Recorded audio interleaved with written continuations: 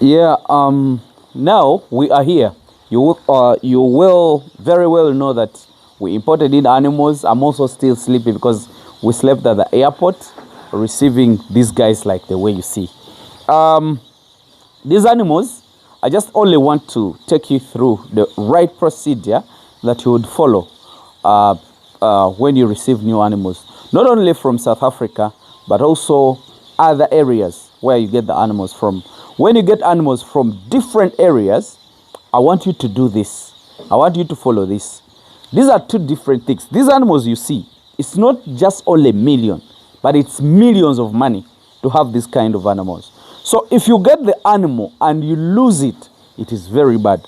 What might cause the death of the newly imported or newly bought animals or newly confined animals?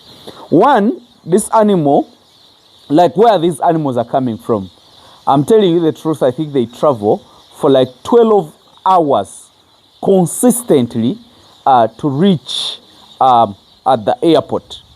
Remember, when they are traveling, they are not feeding very, very well. You get it?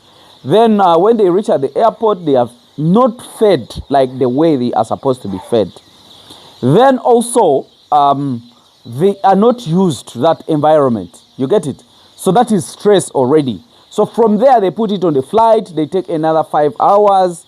Then reaching, let's say, airport of Entebbe or wherever your country is. Then also add on another journey. Because for us, we received the animals in the midnight. Sorry, it was around 2 a.m. You get it? And I think these animals reached here midday. Those are also other hours on a very bad road. Just take an example. You're not sick, but you're having those kind of travels. You're using plane, you're using road. You're using good road and you're using bad roads. But you are not having a systematic feeding like the way you've been used to have it. So that will affect you. That will trigger a lot of things. You're not sick, but our bodies always have immunity that can manage all our problems inside. You might be having some infections in you, and you can definitely manage it. But if you get that kind of stress, that long distance, you get stressed, your body immunity lowers, and then any opportunistic disease that is existing in your body will use that opportunity and that chance to take over. What do you do when you receive animals? Most of the time, we first give them the oral vitamin. For us today, we have used, it's called,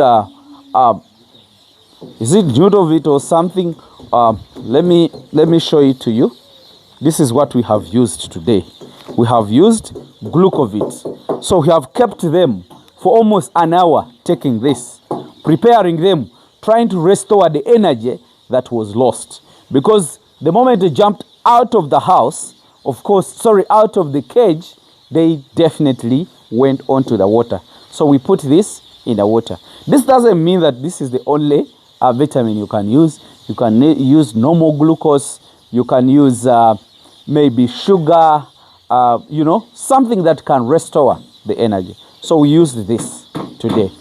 Then after, this is the treatment for the shipping that we are going to give to these animals. This is called Oxy 20%, and this is a bacteriostatic drug. This helps us in case there is an infection in the body of an animal. It will not allow it to multiply in the system.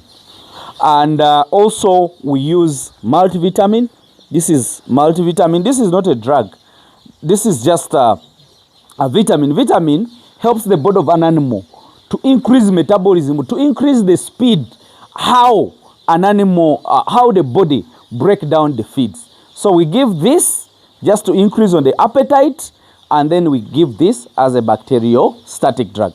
These animals are not sick, but we suspect that their body immunity has definitely lowered. So whoever really receive new animals, try and follow this procedure. We said give it glucose before you give them anything for like an hour, and then give them the feeds so that they start eating. Then after like maybe some 7 hours, they have Actually, I came back here when these guys, all of them are not busy eating. I think you can see in the background, everybody is just busy doing his own stuff. Can you chase these animals? They come around. I want these guys to also have a look at before we do the procedure. Let me do it myself.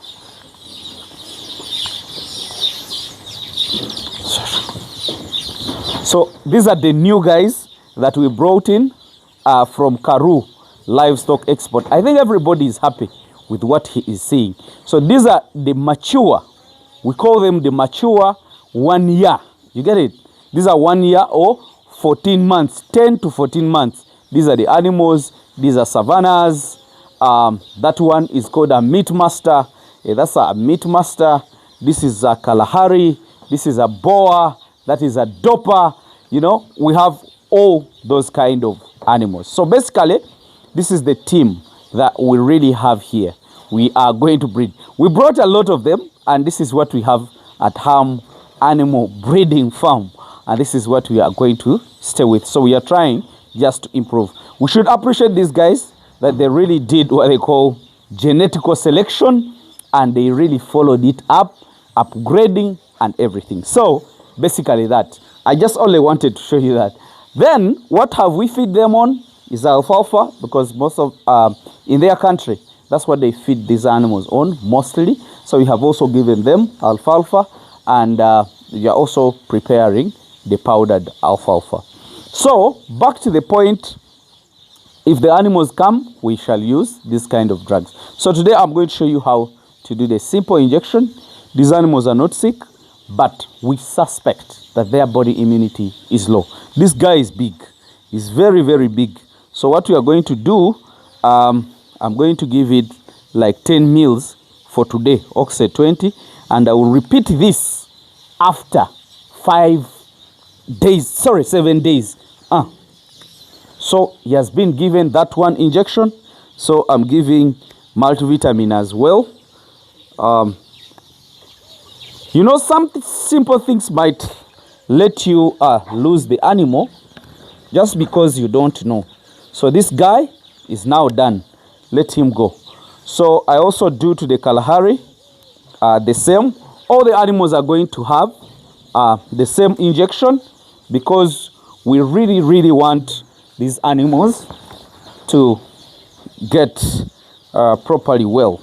So that guy, this command, his energy is very small, but let me help it. That's done already. So that is the procedure that we really, really follow. And what happens, these are new animals in this country. They don't know the tropical diseases. The one burden in South Africa is not a lot. CCPP, PPR is not very common. Maybe Clostridios could be there. But what we are going to do here, we are going to make sure that we do proper feeding. Then after doing the proper feeding, we keep them on this antibiotic for 1 month. And then we shall do what they call symptomatic treatment. If we give, like, let's say, you return to have maybe eye issues, that is keratoconjunctivitis, because it's very contagious in transits. So that one we shall use Oxy 10%. We inject. Even we can use doxamycin on the eyes, or we can even use Oxy on the eyes. So we suspect that. Then some other clinical signs you suspect. You might see diarrhea. It's a sign of also shipping fever or stress. So also suspect that you might have it. So we shall also do what they call symptomatic treatment. If the animal gets diarrhea, give it anti-diarrhea. If it brings cough, give it a drug which treats cough. Like maybe you can use Baclin, maybe you can use tyrosine, all those kind of things. So whatever clinical signs you see, handle it symptomatically with the drug of your choice. You get it? So maybe if you have any vet around you, maybe you can translate, or you can explain to a vet. He can prescribe a certain drug. So basically, you might take the animal when it's okay, and you find those kind of other conditions developing after they reach. So do a symptomatic treatment, do feeding, and make sure that you do all that. Then, in the course of the month, you're going to start doing vaccination. Why do we do vaccination? Because where they come from, they might not know these tropic diseases like the way I have told you.